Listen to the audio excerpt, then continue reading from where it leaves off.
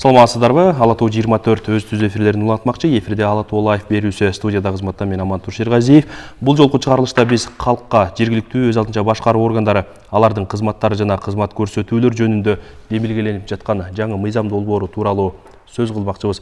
Биздин суроолорубузга экономика жана коммерция министринин орун басары Чоро Сейитов, ошондой эле жергиликтүү өз алдынча башкаруу уюмдары союзунун директору Бектурган Орозбаевтар жооп берет. Урматтуу телекөрүүчүлөр, биздин берүү эки бөлүктөн турат. Берүүнүн экинчи бөлүгүндө биз башка коноктор менен аталган мыйзам долбоору тууралуу талкуу кылмакчыбыз. Алгач Чоро Сейитович, сизден баштасак туура болот го. Экономика жана соода министрлиги кызмат көрсөтүүлөрдү жакшыртуу үчүн эмнени сунуштап жатат жана жогоруда сиздер демилгелеп жаткан коомдук кызмат көрсөтүүлөрдү уюштуруу жөнүндө жаңы мыйзам долбоору жөнүндө бир маалымат берсеңиз. Саламатсыздарбы? Эми азыркы убактарда экономика жана коммерция министрлиги жаңы мыйзамды сунуштап жатат. Ошо бүгүн биринчи келүүбүз, ошол биринчи ачылышы деп койсо болот. Эми тарыхын айтып кетейин. Бул мыйзамдын мурун дагы бир мыйзам бар болчу. Ал мыйзам 2014-жылы жогорку кеңештен өтүп бекитилген болчу. Бирок ал мыйзамыбыз бир жактан эскирип кетти деп айтсак болот. Бир жагынан жаңы нормалар пайда болду, баягы эле цифровизация пайда болду. Элдин мамилеси өзгөрүлдү. Коммерция жана соодачылык жагынан да бир аз өркүндүү же ушундай развитие болуп кетти. Ошондуктан биздин оюбузча жана эксперттик топтун оюнча жаңы мыйзам керек экен ушу талап болуп калды.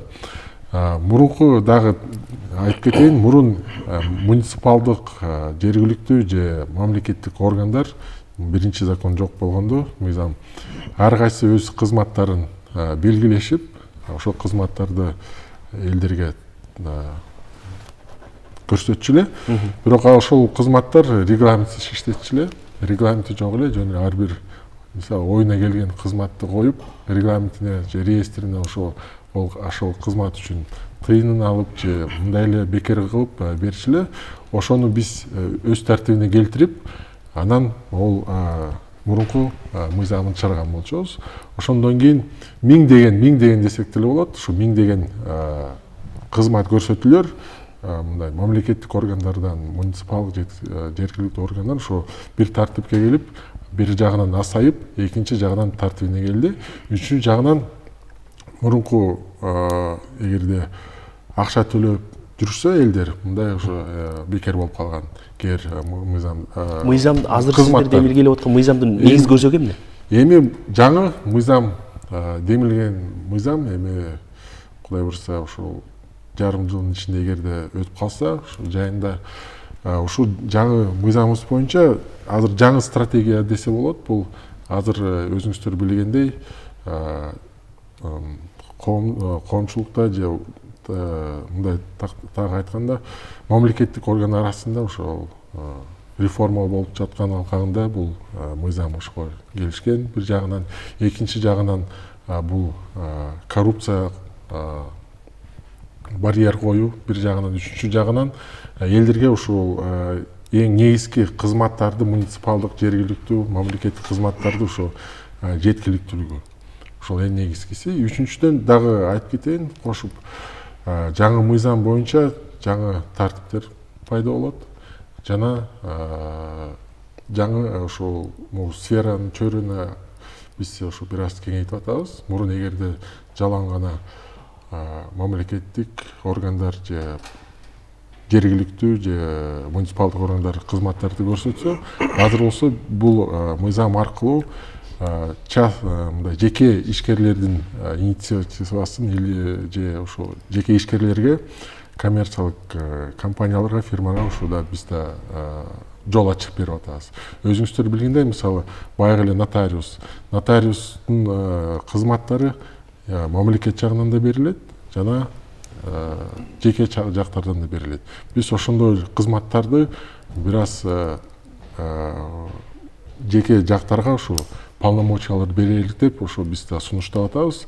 Ошол полномочияларды берип, бир жагынан өз бизнесибизди, анан ошо бизнес менчик жагынан секторду да өнүктүрүү деген ойлор бар. Жергиликтүү деңгээлдеги кызматтарды отпайсызбы? Бул эмне болгон кызматтар? Жергиликтүү деңгээлде да кызматтар бар, мамлекеттик деңгээлде кызматтар бар. Эми бизде азыркы учурда жергиликтүү өз атынча башкаруулар жөнүндө мыйзамда 25 жергиликтүү маанидеги маселе аныкталган да.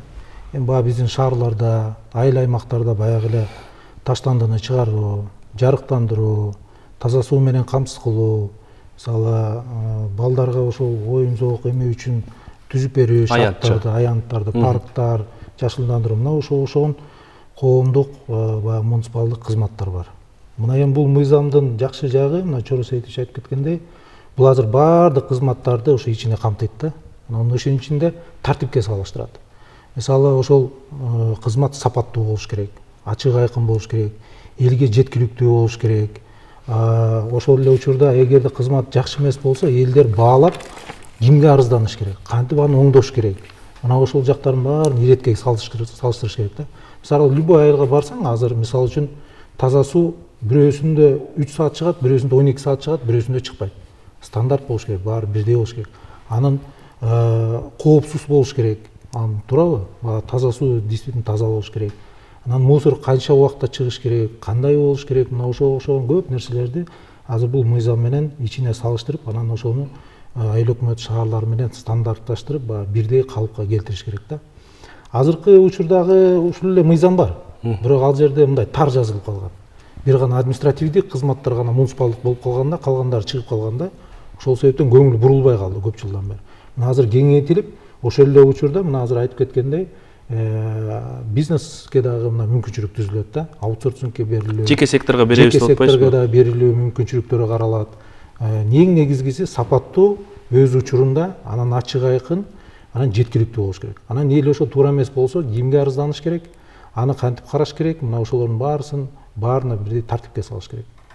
Ошондо жөнөкөй тил менен айта турган болсок, жергиликтүү деңгээлдеги кызматтар деп атабыз. Мисал келтирип атабыз да, биз таштандыны чыгаруу, таза суу чыгаруу депчи. Муну айыл өкмөт гана колго албастан, жеке сектор ошол айылга таза суу чыгарып берип иштетиши керек. Же болбосо таштандыны чыгарып иштетиши керек. Азыр деле бар. Бул мисалы амантур. Эгерде кааласа айыл өкмөт өзү муниципалдык ишкана ачып туруп, мына ошону уюштурса болот. Кааласа мына ушул кызматты айтса болот. Мына мен ушул кызматты мына жеке секторго мына тапшырам. Мынча бюджеттен бөлөм. Ким уюштуруп бере алат? Мына өнүккөн өлкөлөрдө карасаңыздар, мэрия айыл өкмөттөр уже көпчүлүгү уже жеке секторго берип салган. Анткени жеке сектор башкача көз караш менен карайт. Эффективдүү, экономдуу, сапаттуу, анан өзүнүн да каражатын бул бизнестин чыгарып алыш керек. Өзүнүн дагы кирешесин чыгарыш керек. Бизде акырындап ошол тарапка акырын бурулуп баратабыз да. Жеке секторго да мүмкүнчүлүк түзүп бериш керек. Ошол эле учурда айыл өкмөт мэриялар дагы өзү дагы эгерде жеке сектор жок болсо, өзү да уюштурганга мүмкүнчүлүгү болуш керек. Жеке сектор кошуп кетейин, толуктап кетейин. Өзүңүздөр билгендей, Бишкек шаарында таштандарды муниципалдык бир ишкана жетектейт, алып барат. Бирок бир проект боюнча ошо бир кошумчасын, долясын бир компанияга берилген. Ошол эле кызматтар, муниципалдык кызматтарды өзү гана аткарбай, коммерциялык компанияга берип, ошол коммерциялык компания бүгүн ошо ишти алып баратат. Биздин оюбузча бул дагы бир жакшы пример болот. Бир жагынан, экинчи жагынан тигилер дагы өздөрүнүн эффективдүүлүгүн да көрсөтүп атышат. Элдер да кардарда деле ошол бир жагынан ушул удовлетворение алып, жакшы деп алып баратат деп ойлойбуз да. Бул бир гана бир пример, калгандарын айтпай эле коелубуз. Нотариус жөнүндө айтып кеттим, ошондой эле сыяктуу. Айыл өкмөт өзү нотариус уюштурганы. Жок, айыл өкмөтү жагынан мен айткан жокмун. Мен жалпысынан айткам. Нотариус деле жеке секторго берип койсо болот да, сөзсүз айлык төлөп кыйналып отурбастанчы, ал өзү киреше таап келе турган ыйгарым укук да. Аны менен элге кызмат көрсөтөт, ал өзүнүн кирешесин чыгарып алат. Биз экономно эме жагына өтүшүбүз керекпиз да, акырындапчы. Биз муну баягы менин түшүнүгүмдө шаардын деңгээлинде карап атабыз да. Айыл өкмөттөрдүн деңгээлинде ушуну ишке ашырууга мүмкүнчүлүк барбы? Мүмкүнбү? Айылдарда ушундай кызматтарды көрсөтүүгө зарылчылык, суроо талап барбы деген маселе. Сөзсүз эле ушул мисалы ошол эле айылда мисалы поликлиника бар болсо, же ФАП бар болсо, же стоматологиялык кабинет болсо, мамлекеттикке же айылдыкы. ошол эле кызматтарды айыл өкмөтү жеке секторго бериш мүмкүн. Ушундай укуктар бар болот жаңы мыйзам боюнча. Жаңы мыйзам деле боюнча, азыркы деле мыйзам боюнча. Жаңылмаса. Эми айыл өкмөттөрдү өзүңүздөр билгендей, баягы эле иштер баягы эле суу маселеси, жер маселеси жана таштанды маселеси. Анан балдарга эми уюштуруу, оюн зоок площадкаларын же ушу парктарды уюштуруу. Ошол жактарды биз азыр карап атабыз. Эгерде берсек деп, же берсе деле болот, бирок ошо жарыялап коммерциялык компанияларга же жеке ишкерлерге жарыяласак, шире ошондо бир раз информационный кампанияда өткөрүп, биз ойлойбуз, бул сфера бир аз оңолот деп ойлойбуз да.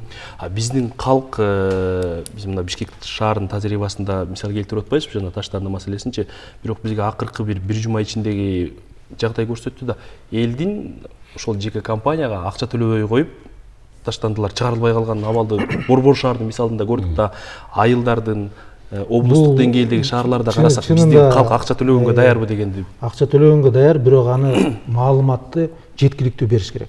Мисалы мына биз быйыл мына таштандыны чыгаруу боюнча бир айыл өкмөт айтышы мүмкүн да, 100 сомго көтөрдүк деп. Эл бербейт аны. Бирок элге барып түшүндүрүш керек. 100 сом эмнеден турат? Бул жерде ошол трактордун соляркасы бар, анын амортизациясы бар, анын айлык акысы бар, грузчиктердин айлык акысы бар, жеткирүүнүн тиги талап кылат убактысы турабы?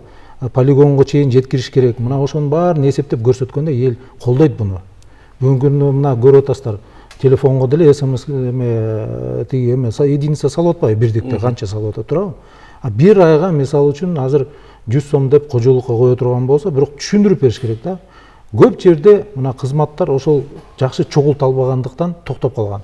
Мына мисалы үчүн спалар, айыл чарба жерлерин сууга суу менен камсыз кылуу. Чогулталбагандыктан көп спалар жабылып калды. Анткени түшүндүрүш керек элге. Ошол эле таза суу, көп соопулар мисалы үчүн тоже эмени кайра кайтарып ала албастан банкротко кетип баратат. Ошол эле мисалы үчүн Бишкек шаарында мисалы транспорт турабы, элди ташуу, калкты коомдук транспорту мисалы тоже анын тарифинде көптүн баарысы, тарифти туура коюш керек. Анан ал жерде эл менен макулдашыш керек, элге түшүндүрүш керек, анан жетпеген аярлуу калктарга бюджеттен жардам, субсидия көрсөтүш керек. Мына ошол системаны туура кое турган болсо, кызмат жакшы иштеп баштайт. Ал сааттай иштеп баштайт. Эгерде жөн эле мисалы объектин алдың, жөн эле коюп койсоң, эл конечно ал жерде нааразычылык пайда болот. Ошондуктан аны мониторинг кылыш керек, баалаш керек, кайра ошонун үстүнөн иштеш керек, күндө иштеш керек, стандартка коюш керек, кандай көрсөтүлүш керек. Бир жерде башкача, бир жерде башкача, бирок элдин дагы өзүнүн катышуусу болуш керек. Эл ошондо жакшы жеткизсең, анан баары колдоп берет. Чорук Саитович, муну экономика жана коммерция министрлиги демилгелеп атат да, туура. Азыркы күндө коомдук талкууда же кайсы баскычта мыйзам болду? Жок, азыр бүгүнкү бизге эфирибиз келгениз бул биринчи жолу коомдук талкууга чыгарып атабыз. Мында жаңы мыйзамдын да эмесин айтып кетейин, тарыхын. Эски мыйзам бир аз тартыштар бар, бир кемчиликтери да бар. Бүгүнкү мыйзамдын бул жаңы подход менен жаңы редакциясы сунушталып атат. Биринчиден, экинчиден жаңы терминдер киргизилип атат. Мисалы баягы эле фронт офис деп коебуз, же бэк офис деп коебуз. Мисалы фронт офистин өзүңүздөр билгендей бул передовой деп коет. Эгерде бир жакка келсеңер, ошо сонду эле билесиз го. Сонго келсеңер, бир терезеге барып, мисалы паспорт керекпи, же удостоверение керек, водительский, же бала төрөлгөн күйлөө керек болсо, бир жерден гана запрос кыласыз. Ошондой эле биздин подходубуз ошондой эле болуп атат. Бир жакка барып, мамлекеттик органдарга барбай элечи, бир офиске барып, же бир жайга барып, ошол жерден паспорт болобу, справка болобу, же дагы кандай маалымат керек болсо, ошол жерден эле заявкаңарды тыштасаңар болот. Экинчиси бэк офис айтып кеттик. Бэк офис, мисалы ошол бэк офис бул ар кайсы мамлекеттик органдарды биргелешкен иштер менен алып барышат. Мисалы паспорт десеңиз, бул цифровизация министрлиги, юстиция министрлиги, дагы башка министрликтер чогуу биргелешип иштешет да. Базадан алышып, анан кайрадан ошо терезеден кайра беришет. Мисалы, мен эгерде көлдө болсом, керек да. же нарында болсом, эгерде бир командировка болуп же көчүп кетсем Таласка же Баткенге, ошол жерден ала алсам болот. Мисалы, Таластан талап чыгарсам, анан кайра Баткенге барып, ошол жерден мисалы паспортумду ала алсам болот. Ошондой жаңы тартиптерди киргизип атабыз. Себеби биз ошо айтып кетпедим белем, коррупция жол бербөө деген. Госоргандарга эгерде бирдемке керек болсо, түз эле ошо терезеге барып запрос кылат. Ар кайсы органдарга барбай эле киши ошо өз мисалы керектүү нерселерин, кызматтарын алса болот. Ошо менен бир жагынан ошо коррупция жагынан ошо тоскоолдуктар болот. Ошо жакшы нерсе деп ойлойбуз. Экинчи жагынан мамлекеттик башкаруу, муниципалдык башкаруу, жергиликтүү башкарууда жеңилдиктер болот. Экинчи жагынан именно кардаргачы, именно заявительге. Үчүнчү жагынан бул мен айтып кеткендей стандарттар, жаңы стандарттар болот, реестр болот. Дагы айтып кетейин, биздин алдыбызда экономика жана коммерция министринин алдында ведомстволук аралык комиссия иштейт. Бул комиссия ар кандай эксперттер кирет, мамлекеттик органдарында мүчөлөрү бар. Ар бир стандарттын, ар бир тартиптин, ар бир кызматтын принцибин карап чыгышат, качествосын, деңгээлин жана башка нерсени. Эгерде бул кызмат төлөм кызмат болсо, төлөм болобу же болбойбу деген ушу принциптери да бар. Төлөм эмес кызмат болсо, акысыз болсо, анысын да карашат. Мисалы, бир мамлекеттик орган бул кызмат акысыз эмес болсо, жок бул акысыз болушу керек деп ушундай биз доказать этебиз. Же башка жагынан деле ошо эгерде бул кызмат платный болсо да, аны да же макулдугун беребиз, же стоп дейбиз да. Толуктоо агай. Эми азыр Чорос Эдич айтып кеткендей, бул өтө маанилүү мыйзам да, өтө маанилүү мындай иш-чара десем да. Анткени мына жана президенттин 16-октябрда чыгарган административдик реформасы да мына ошого байланат да. Эгерде жарандар мына Чорос Эдич айткандай айырмасы жок, каерге барып кызматты алып ала турган болсо, ага территориянын эмеси жок, көп деле эмеси жок. Айыл өкмөткө, мэрияга, госорганга чуркай бербеш керек. Бир жерге бардың, мына ошол жерден санаа ириктештирүү күчтүү болуш керек. Бардык нерсени ошол жерден эле алып бүтүрө турган болуш керек да. Экинчиси, айыл өкмөттөр өздөрү, мэриялар кызмат көрсөтүп аткан эмелер дагы санаа ириктештирилген, ачык айкын, тарифи бүт баарын көрүп ала турган системага өтүшүбүз керек акырындап. Мына ошол баарын коюлгандан кийин нааразычылык эмелер да кете баштайт. Бул бүт байланышкан да. Чоң рахмат, урматтуу мырзалар, биздин студиябызга келип, суроолорубузга жооп бергениңиздер үчүн сиздерге ыраазычылык билдиребиз. Берүүнүн мындан аркы бөлүгүн биз ушул Ош облусунун Кара Суу районундагы Жаңарык айыл өкмөтүндө биз жогоруда сөз кылган ушул коомдук кызматты уюштуруу, анын ичинде таштандырын чыгарууну уюштуруунун бир ийгиликтүү ишке ашкан практикасы бар экен. Ошону көрөлү, анан берүүнүн экинчи бөлүгүн улантабыз.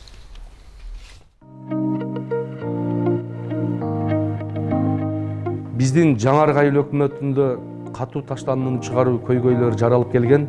Азыркы күндө өкмөттөн чечимди күтпөстөн жеке ишкер менен өнөктөштүк түзүү жолу аркылуу Правда айылында иш алып баруудабыз.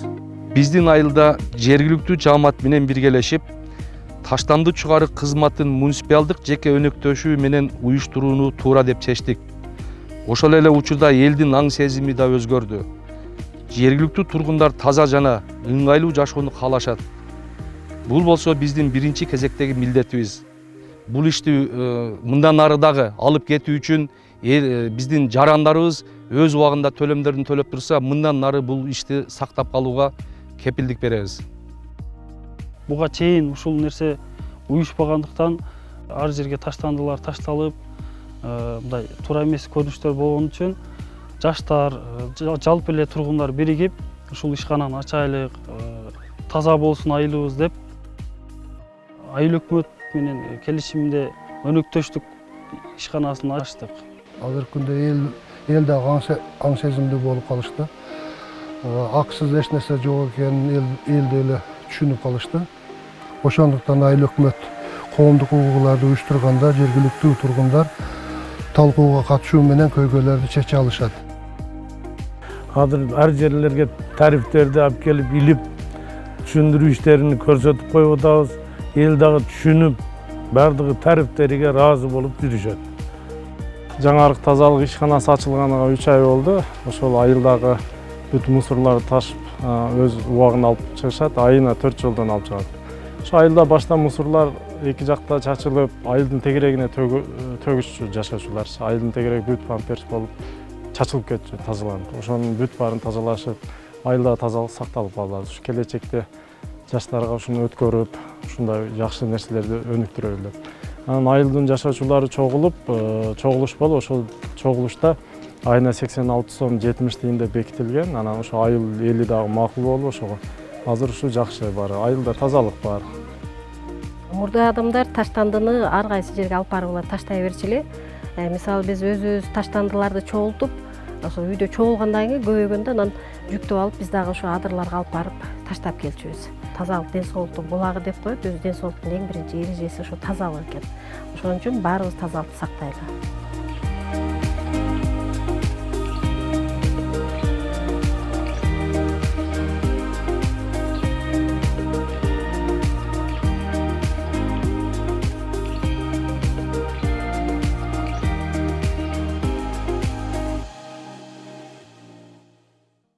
Урматтуу телекөрүүчүлөр, биз берүүнү улантмакчыбыз.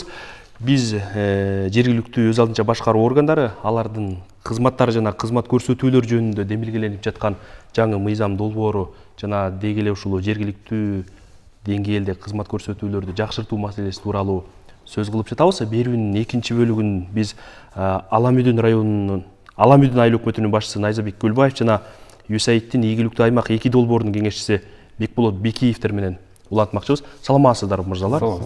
Студиябызга кош келипсиздер. Биз берүүнүн биринчи бөлүгүндө мыйзам долбоору тууралуу демилгеленип жаткан мыйзам долбоору, анын максаты жана ал жергиликтүү элге, калкка эмне берет деген маселенин айланасында маалымат алдык. Анан Найзабек мырза, сиз өзүңүз баягы жергиликтүү өз алдынча башкаруу органдарынын өкүлү катары, жетекчи катары аталган мыйзам долбоору канчалык деңгээлде зарыл эле жана канчалык деңгээлде керек эле деген суроо. Саламатсызбы? Рахмат бүгүнкү чакырууңузга. 2014 жылдан бери иштеп келатат бүгүнкү күнү мамлекеттик муниципалдык кызматтар жөнүндө мыйзам. Анан жаңы мыйзамдын долбоору менен салыштырып келсек, жергиликтүү мамлекеттик администрациялар жана өз алдынча башкаруу органдары мыйзамынын негизинде 27-беренеде 25 маанилүү маселе көрсөтүлгөн. Ошол маселелерди биз кызмат катары жергиликтүү жамаатка көрсөтүп атабыз, айыл өкмөттөр бүгүнкү күнү. Бирок ошол көрсөтүп аткан кызматтарыбыз жанагы мен атап кеткен мыйзам да жөнгө салынган эмес да. Маселен кайсы кызматтар булар? Мисалы таза сууну бери, таштандырууну чыгаруу, коомдук жерлерди чырак коюу, канализация түтүктөрүн тазалоо, жергиликтүү жолдорду жазуу, жанагындай бизде өз иш арабызда мынтип коебуз да, дотационный маселе, недотационный маселе деп коебуз. Мисалы таза суу маселесин биз субсидия беребиз. Республикалык бюджеттен? Жок, жергиликтүү кирешелердин эсебинен. Ошол эле окуучуларды, пенсионерлерди муниципалдык автобустар менен ташыйбыз, аларга субсидия беребиз, жергиликтүү бюджеттен төлөп беребиз. Окуучулар менен пенсионерлер бекер жүрүшөт, мисалы Бишкек борборго бекер жүрүшөт. Ошолордун баары тең аталып кеткен нерселер бул жанагы мамлекеттик жана муниципалдык кызматтарды көрсөтүү мыйзамында бул жөнгө салган эмес да. Эми бул мыйзам Минэконом иштеп чыккан жаңы мыйзам долбооруна чоң ишеничибиз бар. Себеп дегенде бул жакта коомдук мыйзам, коомдук кызматтар деп дагы белгиленген да баары тең. Бул биздин жана аталып кеткен кошумча жергиликтүү деңгээлде өз алдынча башкаруу органдары берип аткан кызматтарды жергиликтүү жамааттарга бул кандай десем көп жеңилдик берет да. Себептен де бул жакта өзүнүн категориясы менен, анан өзүнүн бир терминдери менен накта даана белгилеп кетип атат да баарын тең. Сиздин айыл өкмөт дотациядагы айыл өкмөтпү? Жок, биз дотацияда эмес. Дотациядагы айыл өкмөттөр кандай кылат? Сиз жогоруда жанагындай өз жергиликтүү бюджеттин деңгээлинен, жергиликтүү бюджеттин эсебинен жанагындай кызматтарды уюштуруп атпайсызбы? Дотациядагы айыл өкмөттөр? Эми дотация бул жерде мындай деп бөлүштүрүп кетсек болот да, себептен де ар бир айыл аймак өзүнүн өзгөчөлүктөрү бар. Тоолуу аймактар бар, райондогу аймактар бар, мүмкүнчүлүктөрү баягы дотацияда отуруп кеткен аймактар бар. Бирок ушунун кызмат көрсөтүшөт да жергиликтүү деңгээлде. Ошол жергиликтүү деңгээлди кандай десем иреттегенге багытталган да бул мыйзам долбоору. Ийгиликтүү аймак 2 долбоору тууралуу маалымат берсеңиз бизге. Бул долбоордун негизги максаты эмне эле? Аты айтып турганда ийгиликтүү аймак 2 деп атасыздар. Демек бул долбоордун биринчиси да болгон. Биринчиси канчалык деңгээлде ийгиликтүү аяктап, бүгүнкү жемиши кандай? Рахмат сурооңузга.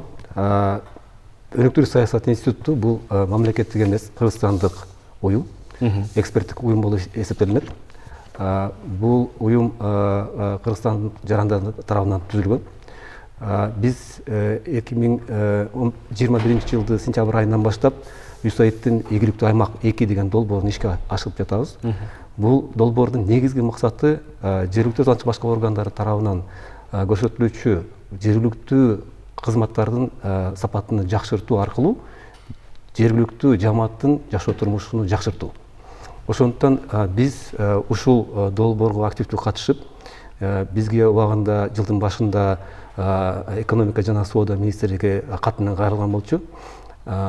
Сиздер билесиздер, жакшы сапаттуу мыйзамды иштеп чыгыш үчүн ар тараптуу эксперттер, адистер катышыш керек.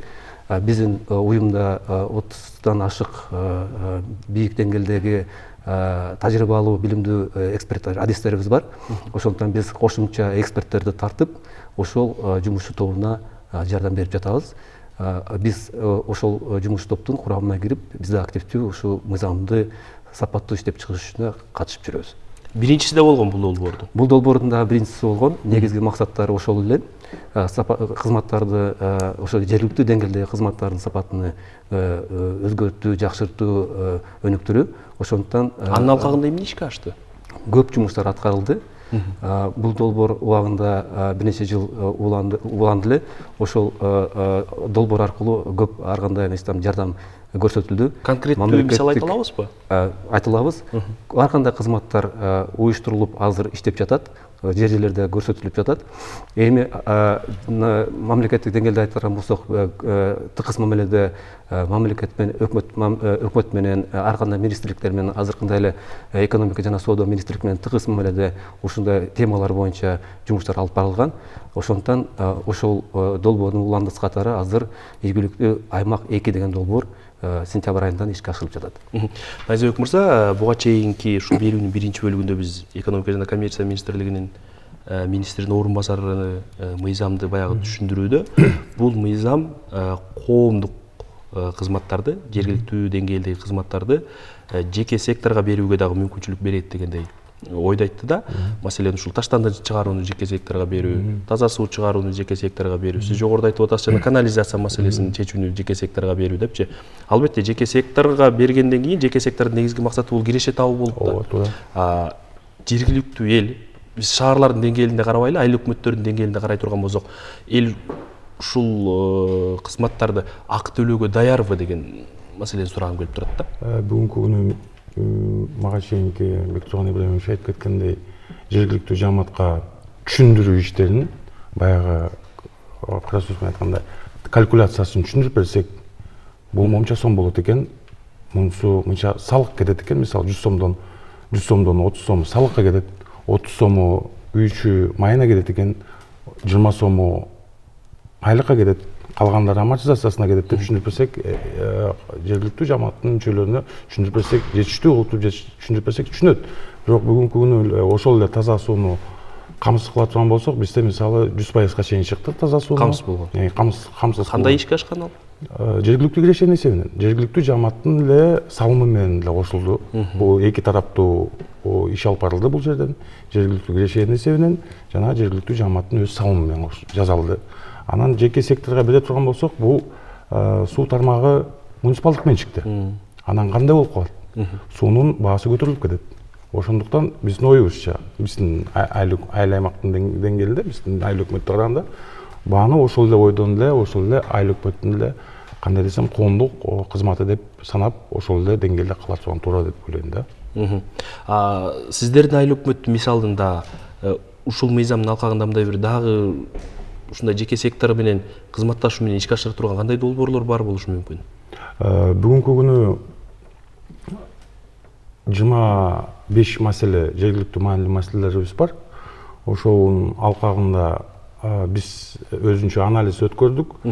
Анализ өткөрсөк, бизнес даяр бүгүн.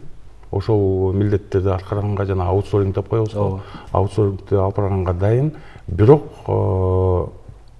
жана мен атап кеткендей эле мыйзам кичине жол бербестикке байланыштуу. Эски мыйзам. Эски мыйзам деп айтсак болбойт. Ал бүгүнкү күнү мындай күчүндө эле.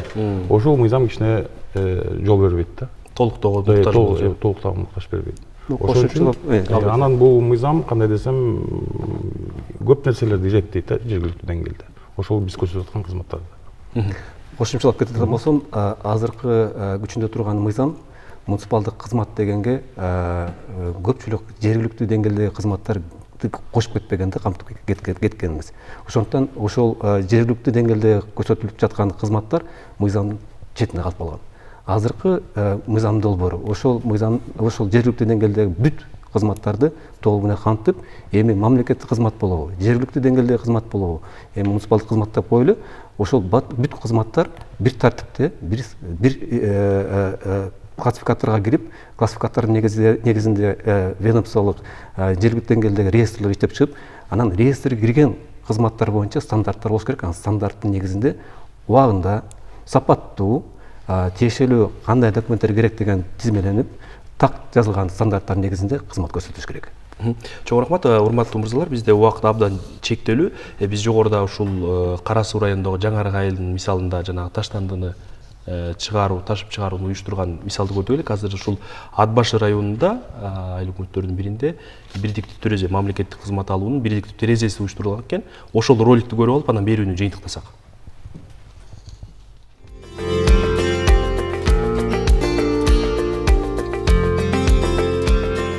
Сиздер билгендей, айыл өкмөттүн эң бирден бир милдети бул жергиликтүү тургундардын маселелерин жеринен чечүү болуп саналат. Бул деген ар кандай справкаларды жана документтерди берүү, бирок ошол эле учурда жергиликтүү тургундар бизге башка маселелер менен кайрылышат.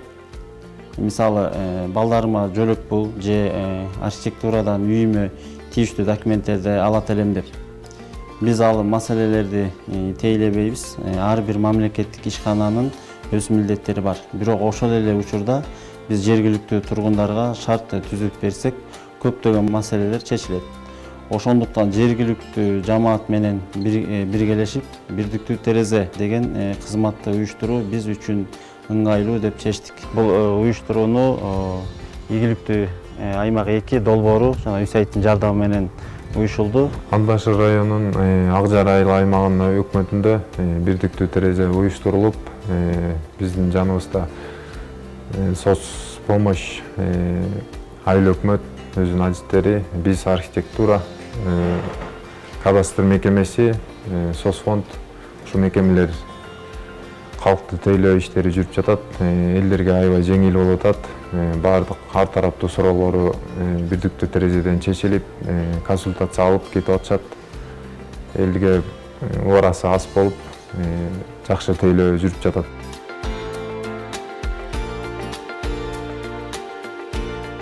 Биз мамлекеттик кызматтарга аябай эле муктаж болчубуз. Мурун пособияга документ тапшырганга өйдө Ат Башыга барып, бир кагаз үчүн бир күн кечки убактыбыз кетчү. Ал кагаз үчүн биз жүргөндө балдарыбыз, үйү, оокаттарыбыз калып калчу. Очередке да жетпей калчубуз.